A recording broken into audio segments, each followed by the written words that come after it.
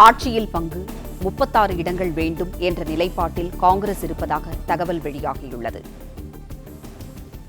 கடந்த வாரம் டெல்லியில் ராகுல் காந்தியை கனிமொழி எம்பி சந்தித்து பேசினார். ஆட்சியில் பங்கு 36 இடங்கள் வேண்டும் என்ற நிலைப்பாட்டில் காங்கிரஸ் இருப்பதாக தற்போது தகவல் வெளியாகியுள்ளது. கடந்த வாரம் டெல்லியில் ராகுல் காந்தியை கனிமொழி எம்பி சந்தித்து பேசினார். செய்தியாளர் ஜெபர்சன் இணைப்பில் இருக்கிறார். ஜெபர்சன், வணக்கம். ஆட்சியில் பங்கு 36 தொகுதிகள் கேட்கும் காங்கிரஸ் என்ற தகவல் வெளியாகியுள்ளது. விவரங்களை சொல்லுங்க.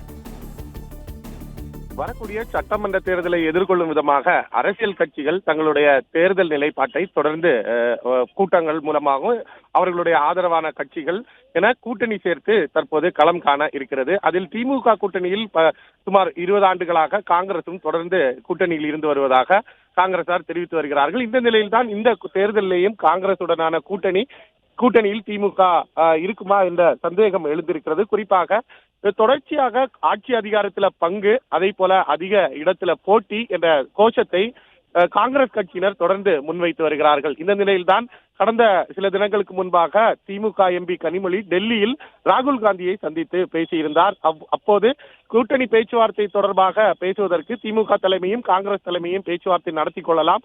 அத்தோடு பேச்சுவார்த்தை நடத்துவதற்காக அமைக்கப்பட்டிருக்க குழுவினுடைய தலைவர் கிறிஸ்டோட்டேங்கர் தொடர்ந்து ஆட்சி அதிகாரத்தில் பங்கு என பல்வேறு விஷயங்களை பொதுவெளியில் பேசுவது திமுகவை கடுப்பில் ஆழ்த்தியிருப்பதாகவும் அவர் தெரிவித்ததாக சொல்லப்பட்டிருந்தது. இந்த நிலையில்தான் மீண்டும் நேற்று கிறிஸ்டோட்டேங்கர் தலைமையில ஒரு கூட்டம் ஒன்று நடைபெற்றிருக்கிறது.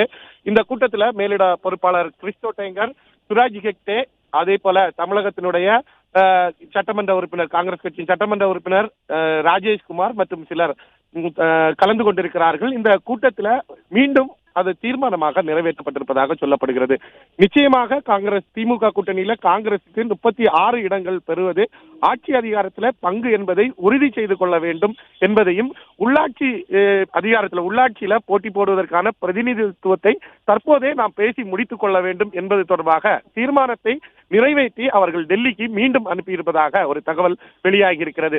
இந்த நிலையில்தான் அடுத்த கட்ட பேச்சுவார்த்தை நடத்துவதற்கு இன்னமும் திமுக சார்பில் பேச்சுவார்த்தைக்கான குழு அமைக்கப்படாத நிலையில் காங்கிரஸ் கட்சி பேச்சுவார்த்தை குழு அமைத்து அடுத்த கட்ட நகர்வுக்காக காத்திருக்கும் போது தொடர்ந்து ஆட்சி அதிகாரத்தில் பங்கு, அதிக இடங்களில் போட்டி என்பதை தொடர்ந்து வலியுறுத்தி வரக்கூடிய நிகழ்வு திமுகவை இன்னமும் கடுப்பில் ஆழ்த்தியிருக்கிறது. பிளே ஸ்டோர் மற்றும் ஆப் ஸ்டோரில் இருந்து பாலிமர் செயலியை QR கோடு மூலம் பதிவிறக்கம் செய்யுங்கள். செய்திகளை உடனுக்குடன் பெறுங்கள்.